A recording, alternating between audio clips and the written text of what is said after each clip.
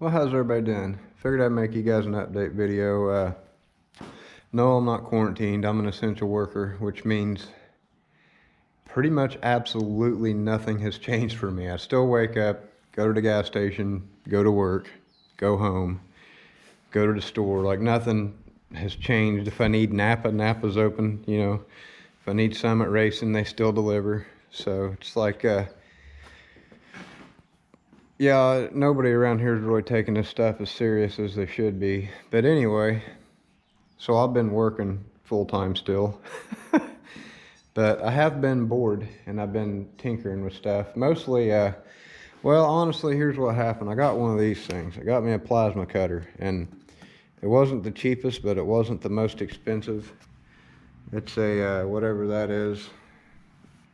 Not a bad price in my opinion, but what I did not realize is I can just cut things now, like butter, just and they're gone. They're just cut, and it's so cool.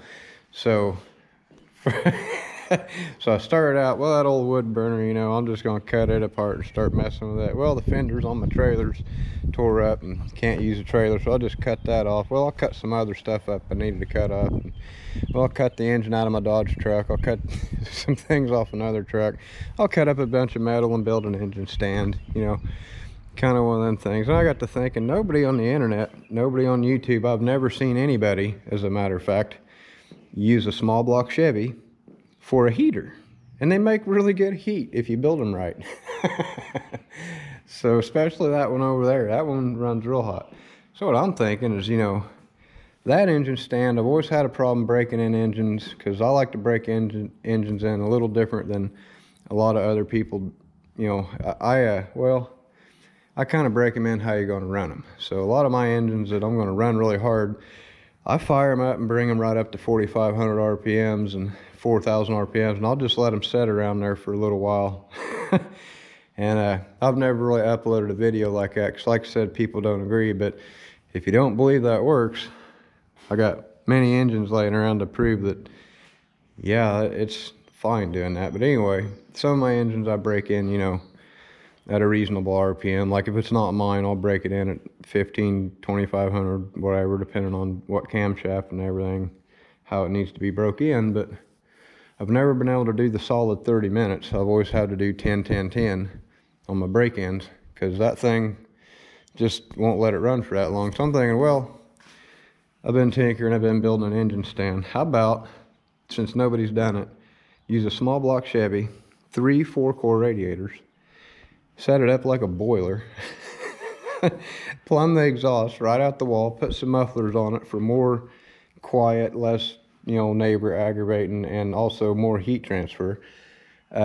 Seal everything up, plumb it right out the shop door or something, the wall, whatever, and just hook it up with some relays and have it on a thermostat, and just gets cold, click, the engine fires up, the fans turn on, gets warm out here, it all shuts off. I mean,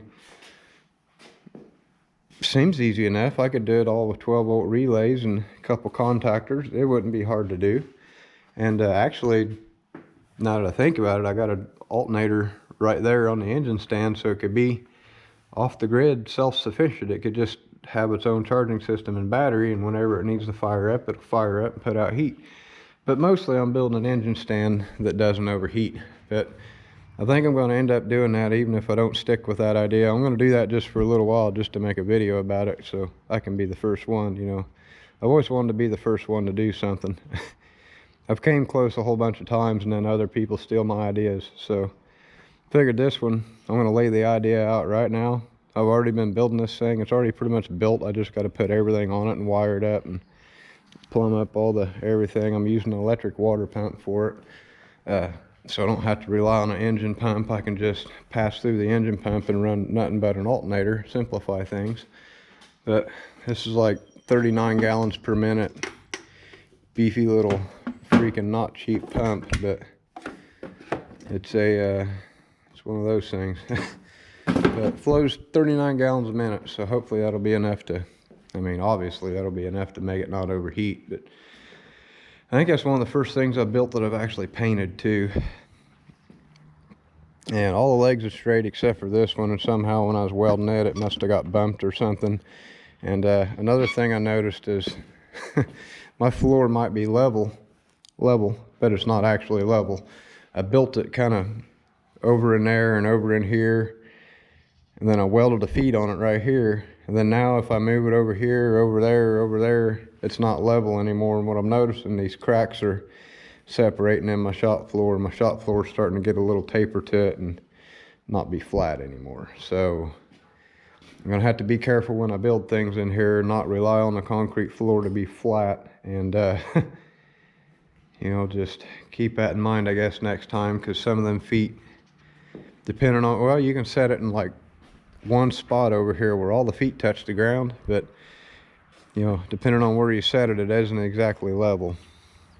So that sucks. But you know, if it's not right, I got one of these cool little plasma cutter things. I'll just chop the feet off and, you know, straighten them up a little. And I'll just keep doing that till it slowly gets shorter and shorter and shorter till it's just setting the frame on the ground again. But anyway, the only reason I did it like that, because I want to be able to pick the whole damn thing up with a cherry picker. And that thing needs childbirth and hips on it or something, because it doesn't fit around that somehow for some reason. You know, didn't think about that when I was building it. So I had to put some legs on it to where I can get this under it to be able to set that engine on it. And then somehow I got to figure out a way to be able to pick the whole thing up, and I want to be able to set it in the back of my pickup truck. But anyway, there's a long, boring, rambling video. Hope you all are doing good. Stay safe. I'll see you in the next one.